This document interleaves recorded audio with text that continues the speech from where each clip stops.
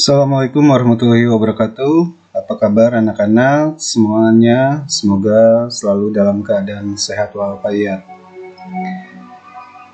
Hari ini Bapak mau menyampaikan materi masih di bab 5 ya, untuk bagian C, yaitu menelaah struktur dan kebahasaan pada puisi rakyat.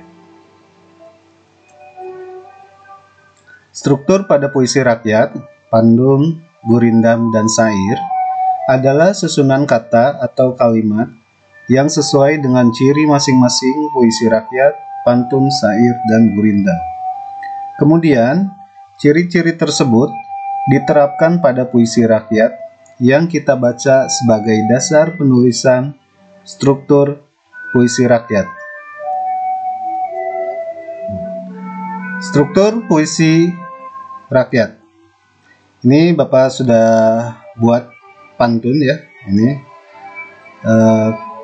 Bapak ingatkan kembali ya ciri-ciri pantun. Yang pertama, tiap bait terdiri atas 4 baris ya. Nah, kita lihat pantunnya apakah sudah ada 4 ya.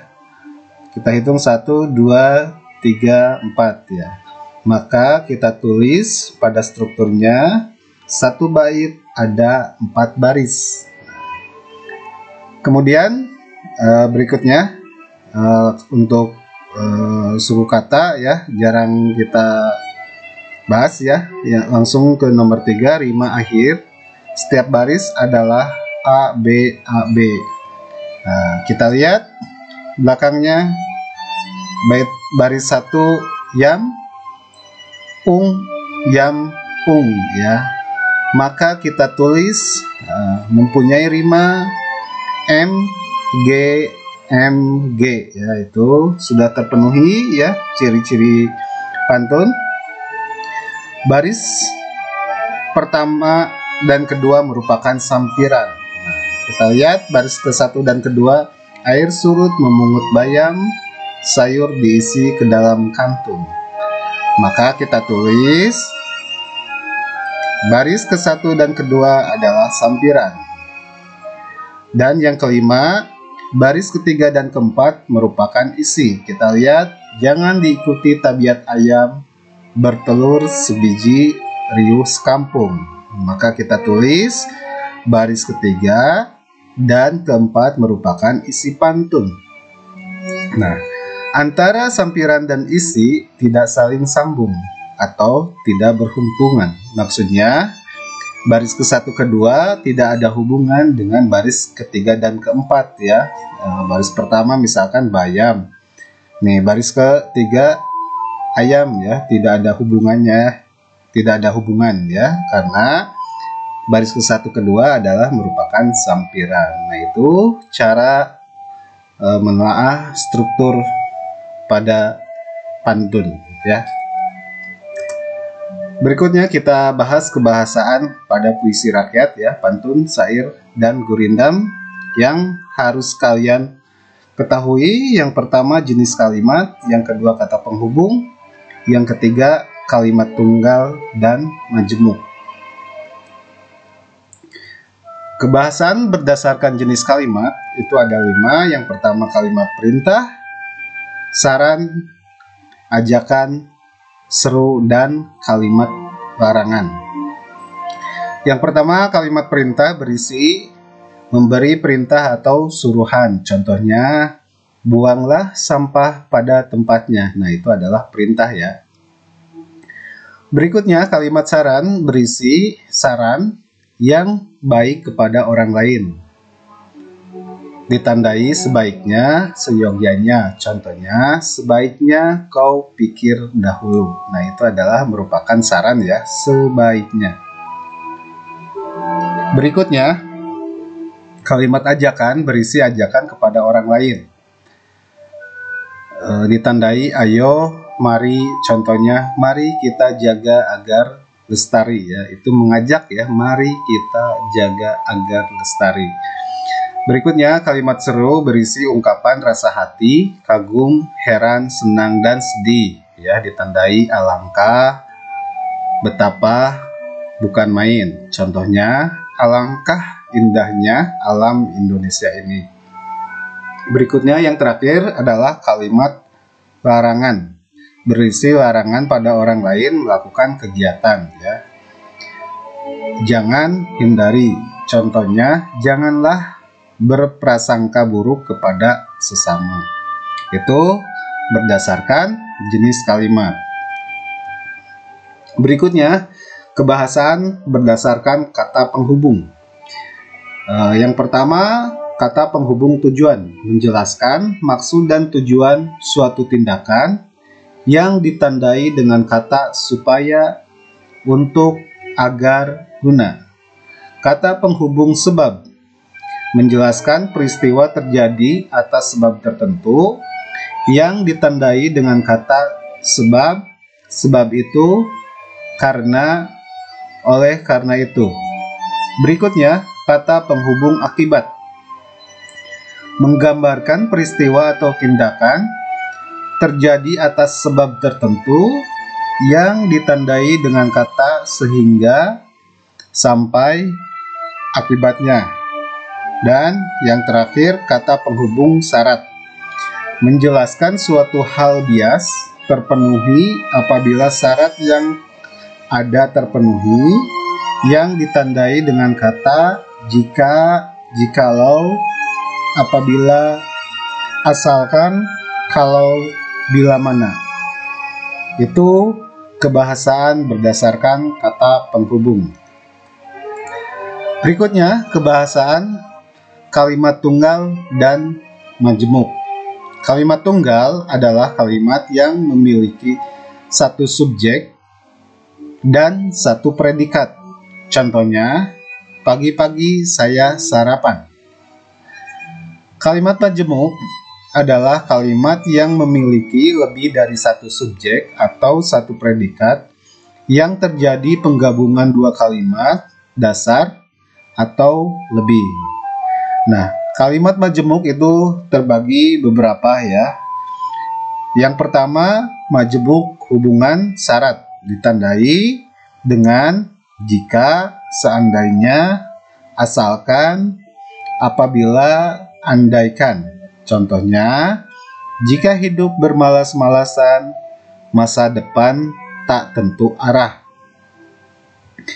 Majemuk hubungan tujuan ditandai dengan kata agar, supaya, biar.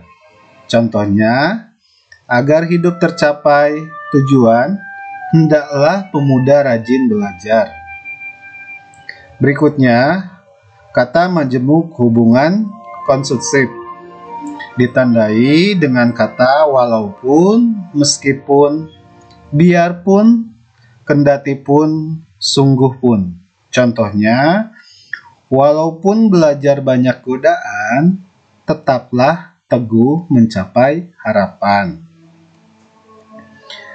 Berikutnya, majemuk hubungan penyebaban ditandai dengan kata sebab, karena, oleh karena. Contohnya, hari ini aku bersedih karena berpisah dengan sahabat.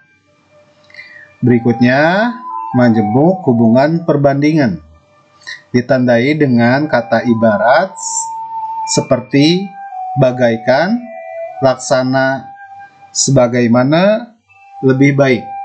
Contohnya, belajar di waktu kecil seperti melukis di atas batu. Majemuk hubungan akibat ditandai dengan kata sehingga, sampai-sampai, maka. Contohnya, Dian belajar keras sehingga dapat memenangi olimpiade itu. Dan yang terakhir, majemuk hubungan cara. Contohnya, dengan cara menjual koran, dia mendapatkan uang untuk hidup. Nah, jadi untuk mendapatkan uang, dia menjual dengan cara menjual koran, ya. Nah, itu adalah hubungan cara atau dengan berpikir cermat, generasi muda menggapai asa. Mari kita bahas menelaah struktur dan kebahasan pantun. Nah, ini Bapak sudah kasih tanda merah ya. Kalau keladi sudah ditanam, jangan lagi menanam di atas talas. Kalau budi sudah ditanam, janganlah meminta balas. Nah, kita bahas strukturnya. Satu bait ada 4 baris. Nah, kita hitung ya. 1, 2, 3, 4. Nah, maka kita tulis satu bait ada 4 baris. Mempunyai rima M, S, M, S ya. Maka kita tulis mempunyai rima M, S, M, S. Nah, baris ke-1 dan kedua adalah sampiran. Nah, kita tulis lagi baris ke-1 dan kedua adalah sampiran. Nah, baris ketiga dan keempat merupakan isi pantun. Nah, ini adalah isi ya, maka kita tulis baris ketiga dan keempat merupakan isi. Nah, antara baris ke-1, kedua, ketiga, dan keempat ya, antara sampiran dan isi tidak saling sambung ya, atau tidak berhubungan ya. Ini tidak berhubungan antara sampiran dan isi. Itu dari segi struktur ya. Nah, berikutnya kita kebahasaannya. Jenis kalimat, nah, pada baris ke-1 kedua adalah kalimat saran ya, ditandai dengan kata kalau. Nah, ini maka kita tulis jenis kalimat pada baris 1 dan 2 adalah kalimat saran dengan kata penghubung syarat ya. Syaratnya kalau nih, kalau keladi sudah ditanam, jangan lagi menanam talas. Berikutnya jenis kalimat pada baris ketiga dan keempat adalah kalimat saran juga ya, ditandai dengan kata kalau ya. Kata penghubungnya adalah kalau ya. Nah, maka kita tulis jenis kalimat pada baris 3 dan 4 adalah kalimat saran dengan kata penghubung syarat, yaitu kalau. Nah, itu adalah cara menelaah struktur dan kebahasan pada pantun. Berikutnya menelaah struktur dan kebahasan pada gurindam ya. Nah, ini Bapak contohkan lagi.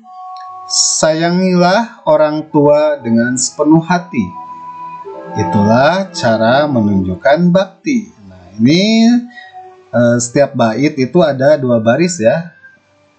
Ini adalah merupakan isi. Maka kita tulis untuk strukturnya, gurindam terdiri dari 1 bait dan 2 baris, terdiri 2 baris ya. Nah, kedua baris mempunyai rima TI, TI. Maka kita tulis mempunyai rima akhir TI, TI ya. Dan merupakan kesatuan yang utuh ya. Jadi utuh, saling berhubungan ya. Baris ke-1 disebut syarat dan baris kedua disebut jawaban ya. Maka kita tulis baris ke-1 disebut syarat dan baris kedua disebut jawaban. Nah, kita dari segi kebahasaannya kita baris kedua menggunakan kalimat pola hubungan tujuan, cara. Nah, tujuan adalah cara. Jadi kalau kita ingin menunjukkan bakti, maka sayangilah orang tua dengan sepenuh hati ya. Cara menyayangi orang tua itu dengan menunjukkan bakti ya. Nah, ini caranya. Itulah cara menelaah struktur dan kebahasaan pada gurindam. Berikutnya menelaah struktur dan kebahasaan pada syair. Nah, ini Bapak contohkan kembali syair ya. 1 bait syair terdiri dari 4 baris ya, yang baris semuanya adalah merupakan isi ya. Nah, dari segi strukturnya 1 bait ada 4 baris. Nah, ini kan 4 baris, 1, 2, 3, 4. Maka kita tulis 1 bait ada 4 baris. Mempunyai rima N ya. Maka kita tulis rimanya NN. Nah, Keempat baris merupakan adalah isi. Jadi 4 baris ini dalam satu bait ini adalah merupakan isi. Maka kita tulis 4 baris tersebut adalah isi. Dan saling terkait dengan bait-bait yang lain. Nah, ini dari strukturnya. Kemudian dari kebahasaannya, keempat baris dalam syair tersebut tersebut adalah kalimat ajakan ya. Jadi kita mengajak ya, maka kita tulis keempat baris dalam syair tersebut adalah kalimat ajakan. Baris ketiga dan keempat pada syair merupakan hasil ya, hasil dari baris ke-1 dan kedua ya. Jadi maka kita tulis baris ketiga dan keempat pada syair tersebut merupakan hasil yang diperoleh jika melakukan ajakan pada baris ke-1 dan kedua. Rakit kita untuk masa depan dengan layar pengetahuan. Melewati setiap kemalasan untuk meraih semua harapan. Nah, ini adalah cara menelaah struktur dan kebahasaan pada syair.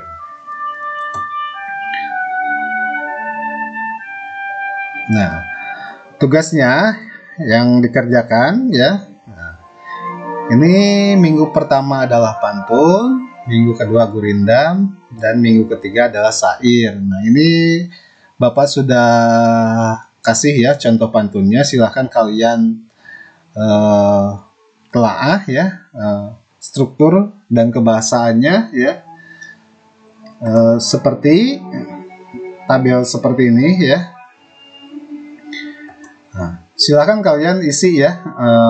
Untuk minggu pertama adalah pantun. Silakan dari segi strukturnya dan kebahasaannya sesuai yang dicontohkan Bapak ya. Silakan untuk minggu pertama ya pantun hari ini. Minggu berikutnya adalah gurindam dan minggu ketiga adalah syair. Nah, mudah-mudahan kalian mengerti ya dan paham apa yang Bapak jelaskan. Semoga kalian tetap semangat belajarnya di rumah ya, tidak bosan dan tidak jenuh, dan ilmunya bisa bermanfaat ya buat di kemudian hari. Jaga selalu kesehatan, sayangi orang tua. Terima kasih. Assalamualaikum warahmatullahi wabarakatuh.